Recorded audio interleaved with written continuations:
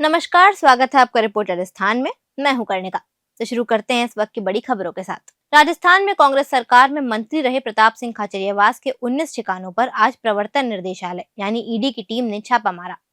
सूत्रों के मुताबिक जयपुर में एक और प्रदेश के अन्य 18 ठिकानों पर सुबह करीब 5 बजे टीम पहुंच गई थी। ये मामला रियल एस्टेट्स में निवेश का काम करने वाली PACL में हुए 48,000 करोड़ के घोटाले से जुड़ा है। प्रताप सिंह और उनके परिवार के लोगों के नाम पर PACL में घोटाले का पैसा ट्रांसफर हुआ था। अधिकांश पैसा प्रॉपर्टी और अन्य सेक्टर में लगा दिया गया। इस कार्यवाही के विरोध में कांग्रेस कार्यकर्ता ने खाचरियावास के आवास के बाहर जुटकर केंद्र सरकार और ईडी के खिलाफ नारेबाजी की। प्रताप सिंह खाचरियावास ने छापेमारी को लेकर कहा, ये जांच करने आए हैं, ईडी अपनी जांच करने आई है, मुझे इस सरकार का इलाज करना आता है। प्रताप सिंह को कोई डर नहीं है, ये डबल इंजन की सरकार है, इन्होंने ईडी को भेजा है, मुझे कोई नोटिस नहीं दी गई है, आप अचानक सर्च करने आ गए।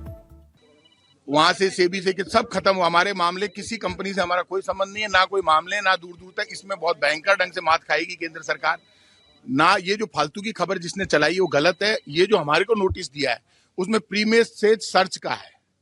कोई किसी कंपनी से जोड़कर हमें नोटिस नहीं दिया है, क्योंकि ये दे ही नहीं सकते हमें, क्यों हमारा किसी कंपनी से कोई लेना देना ही नहीं है। इसलिए ये नहीं, प्रीमिसेज का सर्च तो देश में कहीं भी ये कर सकते हैं, ये इनका राइट है। लेकिन ये बात जो मैंने सुनी, ना तो हम कोई डर रहे हैं ना घबरा रहे हैं। आप बताइए, यदि कोई बात होगी तो हम जवाब देंगे। हमें किसी कंपनी से संबंधित नोटिस नहीं दिया है, हमें इन्होंने प्रीमिसेज सर्च का दिखाया। हम इस प्रीमिसेज का सर्च करने आए, यहाँ क्या क्या डॉक्यूमेंट है, कितने पैसे हैं, क्या है, तो वो देख लेंगे। ये जो मिलेगा इनको दे देंगे, कोई दिक्कत नहीं। 6 वकील तो हमारी तरफ, अरे मेरे चाहने वाले वकील तो सारी मेरी खास है जयपुर की, तो अपने वकील इनकी तरफ से नहीं आए, वकील मेरी तरफ से आए। जो मेरे को चाहने वाले वकील हैं, वो तो वकील तो बहुत आ रहे थे। मैंने कहा तुम आ जाओ। वो कहे यार ऐसे कैसे सर्च आ सकती है, तो वो तो वकील मेरे हैं।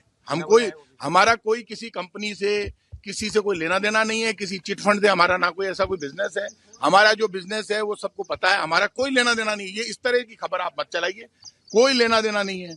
कोई कह देगा रिलायंस से या अंबानी से या पल्स से, हमारा किसी कंपनी से कोई लेना नहीं। इसलिए इस तरह की खबर मत चलाओ। इन्होंने प्रीमिसेज सर्च का नोटिस दिया, मतलब इसमें ये देखेंगे, उसके बाद ये बताएंगे कोई मामला। ईडी का सिस्टम है कि प्रीमिसेज सर्च करती है, उसके बाद नोटिस देती है। तो ईडी को नोटिस देगी तब देगी, पहले नोटिस देते तो हम पहले ही बता देते। अभी तो मेरे घर में सर्च करने आए हैं। दहशत कैसे पैदा करें, प्रताप सिंह को डराएं कैसे, तो ऐसे डरता नहीं है। भाई मेरी बात सुनो, आप मत रहने दीजिए, बीच में कैसे बात करने दो। आप, मम्मी जी बीमार है या फादर बीमार है, उससे ईडी को क्या मतलब है, उससे केंद्र की मोदी सरकार को क्या मतलब है, बीजेपी को क्या मतलब है। बीजेपी जिस दिन ये समझने लगेगी ना, अभी तो घमंड है, 11 साल की सरकार है केंद्र में, राजस्थान में सरकार है, प्रताप सिंह सबसे ज्यादा बोलता है, तो बोली और ज्यादा बढ़ेगी, कम नहीं होगी। इसलिए आप सब लोगों से भी कहूंगा, आप लोग भी शांति रखो, जो लोग खड़े हैं यहाँ पे, लेकिन हमारे लिए ऐसे झूठी खबरें मत चलाओ। आपसे कोई पूछना मेरे से पूछ लो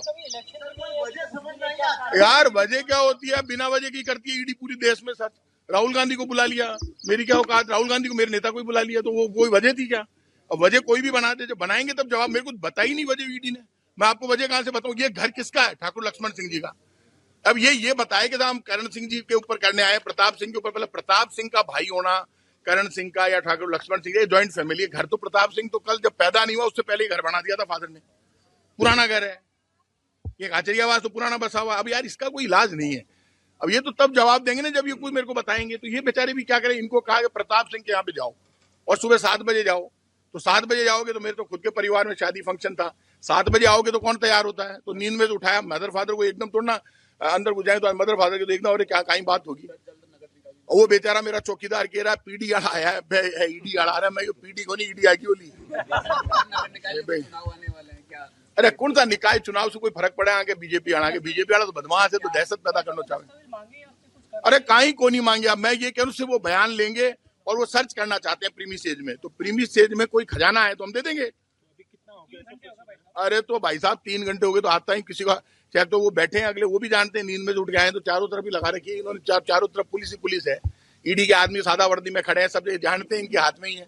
वो तो जैसे ही हम जब बयान देंगे चले जाएंगे, तो अभी बयान दे देंगे यदि कोई बयान लेंगे तो। अभी हम इनको सच भी, ये जो चाहेंगे वो करवा देंगे। आप ये मामला तो बड़ो बनाओ, मैंने देखी उस जुड़ा मामला है, 20 जगह सच। हमारे किसी कंपनी से कोई लेना देना नहीं है, ये PACL वगैरह से हमारा कोई लेना देना नहीं है, ना कोई ट्रांजेक्शन है, ना कोई लेना देना। हमारा क्या लेना देना है। एक्यूरेसी तो उनको ऐसा लगता है पता नहीं कहीं हो जाती, कोई ना मेरी कोई गिरफ्तारी हो रही है ना कोई बात। सर्च करने आए, सर्च हम करवा देंगे, ऐसा कुछ है ही नहीं।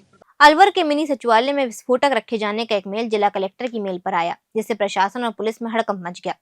मेल में लिखा कि अलवर के इस मिनी सचिवालय को आज दोपहर 3 बजे आरडीएक्स से उड़ा दिया जाएगा। प्रशासन ने पुलिस के अधिकारियों को सूचना दी। सूचना पर 4 थाने की पुलिस मौके पर पहुंच गई और मिनी सचिवालय को खाली कराया। सर्च अभियान शुरू कर दिया गया। सचिवालय में पुलिस फोर्स तैनात कर दी गई है। सभी गेट बंद करके जांच शुरू कर दी, लेकिन अभी तक विस्फोटक सामग्री नहीं मिली। बम निरोधक दस्ता जयपुर से बुलाया गया है। अतिरिक्त जिला कलेक्टर बीना महार के नेतृत्व में सर्च चल रहा है। उन्होंने बताया कि जैसे ही मेल का पता चला, मिनी सचिवालय को खाली करा दिया गया है और मैनुअल सर्च जारी है। बता दें कि इससे पहले 3 अप्रैल को जयपुर कलेक्ट्रेट को बम से उड़ाने की धमकी मिल चुकी है। आज 3:42 पर कलेक्ट्रेट मेल पर एक मेल प्राप्त हुआ है, जिसमें कलेक्ट्रेट डिस्ट्रिक्ट मजिस्ट्रेट ऑफिस पर आरडीएक्स इंस्टॉल करने की सूचना प्राप्त हुई है। उस सूचना के प्राप्त होने के बाद में पुलिस और प्रशासन दोनों के द्वारा एहतियातन जो कलेक्ट्रेट का ऑफिस है उसको खाली करा लिया गया है। उसमें जो कंट्रोल रूम में कार्मिक तैनात थे, सफाई कर्मी थे, उनको बाहर निकाल दिया गया है। इसके जो दोनों मेन गेट्स हैं उनको बंद करवा दिया गया है और जो मैनुअल सर्च है एसएचओ के द्वारा वो कर ली गई है। बॉम्ब स्क्वाड जयपुर से रवाना हो चुकी है और आने के बाद उसमें पूरी जांच कर ली जाएगी। मौके पर पर्याप्त जाफ्ता और एसएचओ की टीम लगी हुई है। इसमें रीजन क्या बताया है जिसने भी मेल कराया? कोई स्पेसिफिक रीजन भी दिया है? स्पेसिफिक कोई रीजन? सरकारें बदल जाती हैं, लेकिन आम जन की समस्याएं जस की तस बनी रहती हैं। भरतपुर जिले के नदबाई अस्पताल की हालत भी कुछ ऐसी ही है। क्षेत्रीय विधायक कुंवर जगत सिंह ने हाल ही में अस्पताल का दौरा किया और खस्ताहाल व्यवस्थाओं को देखकर चिंता जताई। अस्पताल निरीक्षण के दौरान पत्रकारों ने विधायक से अस्पताल की स्थिति पर सवाल किए। जवाब में विधायक ने कहा, अस्पताल में सिर्फ खामियां ही खामियां नजर आई हैं। यहाँ न स्टाफ है, न सेवाएं और न ही बुनियादी सुविधाएं। उन्होंने बताया कि अस्पताल में डॉक्टर्स और कंपाउंडर्स का अता पता नहीं है। कई महत्वपूर्ण मशीनें जैसे कि सोनोग्राफी मशीन अस्पताल में धूल खा रही है और उनका कोई उपयोग नहीं हो रहा है। विधायक ने ये भी बताया कि कुछ डॉक्टर्स ऐसे हैं जिन्हें आज तक अस्पताल में देखा ही नहीं गया है। खामियां है साहब, वहाँ तो ना तो स्टाफ है, ना कोई सेवा है, ना कोई सुविधा है। पूरी तरह से वहाँ भ्रष्टाचार चल रहा है। जो सामग्री उनके पास पहुँचाया जाता है, काले बाजारी होती है उस चीज़ की। डॉक्टर उपलब्ध नहीं है, कंपाउंडर उपलब्ध नहीं है। नई नई मशीनें जैसे सोनोग्राफी की मशीन हमने 3 हफ्ते पहले पहुंचाई और उसका कोई उपयोग नहीं हो रहा। ऐसे डॉक्टर हैं जिन्होंने अपनी शक्ल नहीं दिखाई 1 महीने के लिए, उनके खिलाफ कार्रवाई की जाएगी और तुरंत प्रभाव से ये सुधार ला जाएगा अस्पताल के अंदर। अस्पताल की बहुत दयनीय स्थिति। बयाना में चोरों के हौसले इतने बुलंद हो चुके हैं कि अब वो दिन दहाड़े चोरी की वारदात को अंजाम देने से भी नहीं डर रहे हैं। ताजा मामला आदर्श नगर सेक्टर नंबर 2 का है, जहां एक सूने मकान को निशाना बनाकर अज्ञात चोरों ने लाखों रुपए के सोने चांदी के आभूषण और करीब 80,000 रुपए नकद चुरा लिए। घटना का खुलासा तब हुआ जब गृह स्वामी अपनी दुकान से लौटकर घर आया और घर का सामान बिखरा हुआ देखा। चोरों ने घर का ताला तोड़कर पूरी वारदात को अंजाम दिया। मेरा नाम भरत धाकड़ है। मैं दुकान पर गया था मेडिकल स्टोर पर गांधी चौक। आया तो बाहर का गेट लगा हुआ था, लोग और अंदर के गैलरी का गेट खुला हुआ था। ताला तोड़ दिया और अंदर बाथरूम या रसोई में और कमरे में जो अलमारी वगैरह उनके सब तारे तोड़े हुए और सब सामान को ले गए, बिखरा हुआ सामान मिला। उदयपुर वाटी विधानसभा क्षेत्र की बागवाड़ा ग्राम पंचायत में वन विभाग की भूमि पर अवैध पक्का निर्माण करने का मामला सामने आया है। करीब 4 महीने पहले इस भूमि पर अवैध 4 दीवारी की शिकायत की गई थी, जिस पर वन विभाग ने कार्यवाही करते हुए संबंधित व्यक्तियों को पाबंद किया था। हालांकि हाल ही में सरकारी छुट्टियों का लाभ उठाकर कब्जा धारक ने 2 बीघा वन भूमि पर 4 दीवारी के भीतर रातों रात पक्के निर्माण का कार्य कर डाला। परिवादी द्वारा बार-बार शिकायत करने के बाद वन विभाग की टीम मौके पर पहुंची और निर्माण कार्य को रोकने की कोशिश की। टीम ने छत की भराई को रुकवाया, लेकिन नियमों की अनदेखी करते हुए रातों रात छत की भराई पूरी कर दी गई।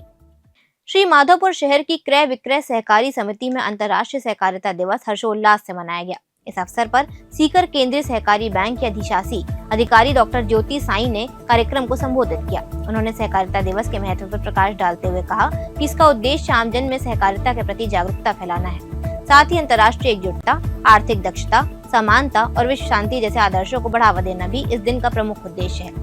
कार्यक्रम में समिति के सदस्यों सहित कई स्थानीय नागरिकों ने भाग लिया और सहकारिता के महत्व को समझा। धौलपुर डीएसटी और पुलिस की संयुक्त कार्यवाही में बड़ी सफलता हाथ लगी है। गैंगरेप के एक प्रकरण में पिछले करीब 8 महीने से फरार चल रहे एक वंचित आरोपी को गिरफ्तार किया गया है। गिरफ्तार किए गए आरोपी पर 20,000 का इनाम घोषित था। पुलिस को लंबे समय से उसकी तलाश थी। संयुक्त टीम ने गुप्त सूचना के आधार पर उसे धर दबोचा। धौलपुर अधीक्षक ने टीम की सराहना करते हुए कहा कि ऐसे फरार अपराधियों के खिलाफ कार्यवाही लगातार जारी रहेगी। राजस्थान सरकार के शिक्षा एवं पंचायती राज मंत्री मदन दिलावर आगामी 18 अप्रैल को चित्तौड़गढ़ जिला मुख्यालय पर इंदिरा गांधी प्रियदर्शनी ऑडिटोरियम में खुली पंचायत के तहत जनसुनवाई करेंगे। इस जनसुनवाई में शिक्षा विभाग, पंचायती राज विभाग एवं संस्कृत शिक्षा विभाग से संबंधित समस्याओं को आमजन सीधे मंत्री के समक्ष रख सकेंगे। जनसुनवाई प्रातः 11 बजे शुरू होगी। जनसुनवाई में भाग लेने के लिए आमजन को 15 और 16 अप्रैल को अपने आवेदन प्रस्तुत कर पंजीयन कराना अनिवार्य होगा। चित्तौड़गढ़ शहर के महावीर टेंट हाउस के गोदाम में करीब 6 बजे भीषण आग लग गई। आग की लपटें इतनी तेज थी कि 3 घंटे बाद भी आग पर पूरी तरह काबू नहीं पाया जा सका। फिलहाल दमकल कर्मियों द्वारा आग बुझाने के प्रयास लगातार जारी हैं। सूचना मिलते ही नगर परिषद, हिंदुस्तान जिंक और बिरला सीमेंट की दमकल गाड़ियां मौके पर पहुंची। बताया जा रहा है कि 20 से अधिक दमकल वाहन आग बुझाने के काम में लगे हुए हैं। पुलिस ने 2 अलग-अलग स्थानों पर छापेमारी कर कुल 10 आरोपियों को गिरफ्तार किया है। एसएचओ ईश्वर प्रसाद जंगित के मुताबिक वार्ड नंबर 34 में कुछ युवक नशा कर हंगामा कर रहे थे। सूचना मिलते ही head constable Sher Singh team के साथ मौके पर पहुंचे। तलाशी में आरोपी कुलदीप सिंह से 90 नशीली गोलियां बरामद हुई। मौके से लीलाधर, मनीष शर्मा और नरेश कुमार अग्रवाल को भी गिरफ्तार किया गया। 4 आरोपियों की मोटरसाइकिल जब्त कर ली गई। इस वक्त के लिए फिलहाल इतना ही। देखते रहिए रिपोर्टर राजस्थान।